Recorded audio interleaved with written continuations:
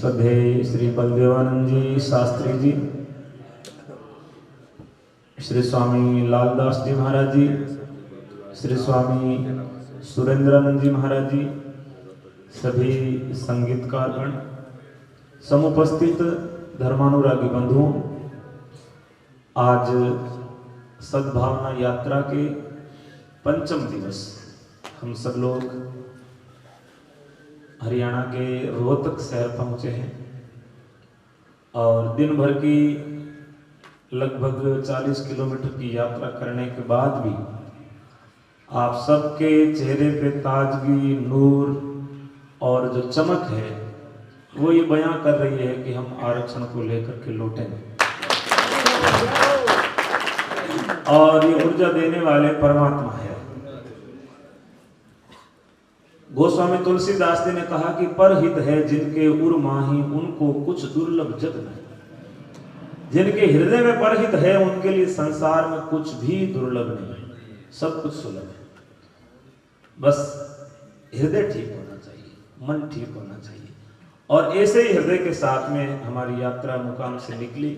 हरियाणा के विभिन्न गांवों से होते हुए, शहरों से होते हुए आज हम रोहतक तक पहुंचे हैं। 2 दिन यात्रा हम और पैदल करेंगे, उसके बाद में रामलीला मैदान पहुंचेंगे। वहां जाकर के भी गुरु महाराज का गुणानुवाद करेंगे। जामानी साहित्य में जिक्र आता है कि गुरु महाराज जाम्बू जी दिल्ली पहुंचे थे। पापा गवानी की मरती गौ ने कई जीवती दिल्ली पहुंचा आज। मरती गौ को जिंदा करने के लिए गुरु महाराज दिल्ली पहुंचे। आसम और कासम नाम के 2 दर्जी थे जिन्होंने ये संकल्प ले लिया कि हम विष्णु ही हैं, आज के बाद जीव हिंसा नहीं करेंगे, मांस का सेवन नहीं करेंगे, हम वेजिटेरियन हो गए हैं, शाकाहारी हो गए हैं। तात्कालिक राजा सिकंदर को जब पता चला तो उन्होंने काल कोठरी में डाल दिया और जब भूख लगी तो गाय का मांस डाल दिया कि अब देखते हैं तुम्हें जान प्यारी है या धर्म प्यारा है।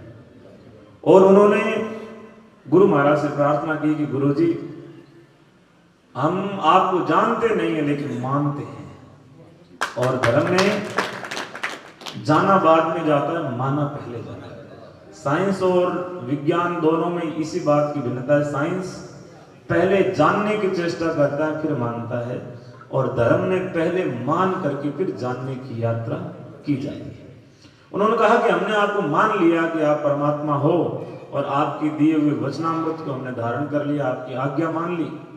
गुरु महाराज भी ऐसा संदेश देते हैं कि जे थे गुरु का शब्द मानी लो लंबा भोजन पर। यदि मेरे शब्द मानोगे तो तुम्हारे में कोई कमी नहीं रहेगी। मेरे को भले ही मत मानो लेकिन मेरे शब्दों को मान लो। और उन्होंने भी गुरु की आज्ञा को माना। तब गुरु महाराज के पास उनको जाने की जरूरत नहीं पड़ी, गुरु महाराज चल करके दिल्ली उनके यहाँ गए। अब मामला उल्टा हो गया। भगवान को मानने वाले लोग बहुत हैं, मुकाम भी जाने वाले लोग हैं, सब जगह जाने वाले हैं, लेकिन भगवान की मानने वाले नहीं हैं। उनकी आज्ञा हम कम मानते हैं। ये ठीक वैसी बात है कि घरे पिताजी वेपा ने माना ये तुम्हारे सा भगवान है, भगवान है। और पिताजी के बेटा 30 लागुड़िए पानी में लोटो छाल दे, वो गए थे आप ही बहुत पी तो भगवान मानोड़ा के काम क्यों नहीं माने तो भगवान मानो क्यों मान लो तो बाने भगवान नहीं मानो तो ये राजी थे। भगवान की आज्ञा यदि हम पालन करते हैं, कहीं भी रहते हैं, कैसे भी रहते हैं, तो भगवान प्रसन्न है।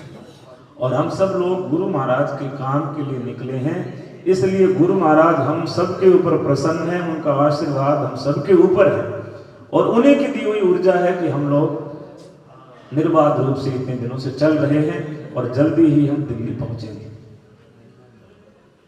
अब गाड़ियों की किसी के पास कमी नहीं है। हमारे अध्यक्ष जी सबको कितना मोटिवेशन देते हैं, किसी बात का अभाव नहीं है। स्वयं के निजी जीवन की बात करें तो क्या अभाव है। अच्छी से अच्छी गाड़ियां उनके हैं, अच्छे बिजनेस उनके हैं, अच्छा कारोबार उनका चल रहा है, अच्छा सब कुछ है। लेकिन मन में एक चीज है कि यदि मैं प्रधान हूं तो इस पद के साथ में न्याय करूं और बच्चों को कुछ मिल सके, इसके लिए मैं स्वयं पैदल चलूं। और खुद हानिमान होकर के पैदल चल रहे हैं, नाचते हुए चल रहे हैं, साथ में चलते हैं। तब ऐसे जैसे वो बाल सुलभ चंचलता बच्चे में होती है, उसी प्रकार से नाचते हुए सबको गले लगा के चल रहे हैं। प्रधान जी हमारे बीच पधार रहे हैं, जोरदार कर्तव्य ध्वनि के साथ उनका स्वागत करें, अभिनंदन करें। हम सबको मोटिवेशन देते हैं, ये जब चलते हैं तब बुजुर्गों के मन में भी ऐसा होता है कि देखो प्रधान जी चल रहे हैं। बच्चे कई थक जाते हैं, वो भी इनको देख के सोचते हैं कि चलो प्रधान जी इस आयु में भी दौड़ रहे हैं। और ऐसा तो है नहीं कि भाई ये दिन रात खेतों में काम करते हैं या शारीरिक श्रम करते हैं, लेकिन समाज के लिए चलने के लिए जज्बा चाहिए होता है। उड़ान जो है केवल पंखों से नहीं होती, हौसलों से भी होती है। और सड़कों पे भी इतनी लंबी यात्राएं केवल जो है उम्र से, आयु से, जोश से नहीं होती, उसके साथ में जुनून भी होना चाहिए। और जोश और जुनून दोनों प्रधान जी के पास में, और ये चल रहे हैं। मैं आप सब लोगों का बहुत बहुत धन्यवाद करता हूं कि आप हमारे साथ में चले हैं। और जो लोग घर बैठे सहयोग कर रहे हैं उनका भी धन्यवाद देना चाहता हूं। और आने वाले 5 तारीख के लिए निवेदन भी कर रहा हूं कि आप लोग दिल्ली पधारिए। हम सब लोग रास्ते से चल कर के आ रहे हैं, आप गाड़ी से चल कर के आइए, ट्रेन से आइए, फ्लाइट से आइए, बसों से आइए, जैसी सुविधा हो सकती है उसके अनुसार आइए। लेकिन दिल्ली रामलीला मैदान में गुरु महाराज का जागरण लगाएंगे। उस समय गुरु महाराज जाम्बू जी ने हासम और कासम को, मरती गऊ को बचाने के लिए सिकंदर को आधी रात में जाकर के जगाया था। और हम भी रात को जागरण लगा करके अपने ओबीसी आरक्षण के लिए सरकार को जगाने का काम करेंगे, चेतन करेंगे। तो समाज के सब लोगों को मैं निवेदन करता हूं, अपील करता हूं कि आप साथ में आए। और साथ में आकर के इतनी बड़ी संख्या में यदि बिश्नोई सच्चे भाव के साथ में एक जगह एकत्र हो सकते हैं तो ओबीसी आरक्षण कोई बहुत बड़ी बात नहीं है सरकार के लिए, वो तुरंत हमारी झोली में डालेगी। अब मैं अधिक न कहते हुए आप सब लोगों का धन्यवाद करता हूं और प्रधान जी से निवेदन करता हूं कि आप पधारें, सभा को संबोधित करें और कल के रूट मैप के बारे में भी निर्देश और सबको आगे की गाइडेंस देंगे।